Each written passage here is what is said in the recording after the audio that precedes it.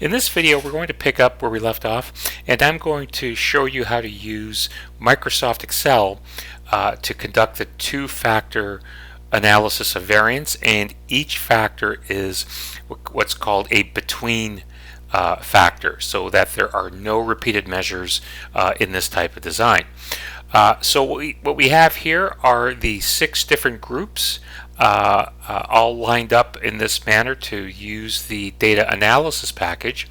So under data, I'm going to select data analysis, and I want ANOVA two-factor with replication. So that almost sounds like it's a repeated measures, but it's not. So we want to select the ANOVA two-factor with replication, and I hit OK. And I need to indicate how many rows for each sample here. So I'm just going to type in the number 8 because I have 8 rows for female and 8 rows for male. And this highlights one of the limitations with using Microsoft Excel, specifically the data analysis package, with conducting statistical analyses. And the limitation here is that if we have more complex designs, in this case, if this design had a different sample size, then we would not be able to use this two-factor with replication, because this assumes that each sample has the same sample size, and it does not. But it does in this case, so we'll just go with 8. For the input range, I have to highlight this bar, and then I'm just going to grab all of these, including the headings, and I'm going to put the output range on the same sheet. So I'm just going to highlight the output range box, and I just want to put that, and everything will be indicated. All the output will be listed from I1 downward. Okay, so now I'm ready to carry out my analysis, and I hit OK. Now it gives me a warning here, but we're just going to ignore this and just hit OK. And now we have our two-factor with replication. And so the first output that Excel gives us are descriptive data. So we have the average for the 8 females with dose 1, the average for the 8 females at dose 2, as well as at dose number 3. And likewise, we have the same output for the males, as you can see here.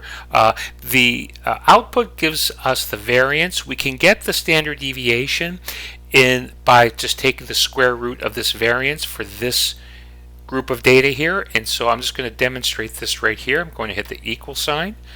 I'm going to type in SQRT, Shift 9, and I'm just going to click this value, Shift 0, enter, and now we have the mean and standard deviation, and I can pull that through for the 3 dosages, and knowing each dose is defined up here in the top left hand corner.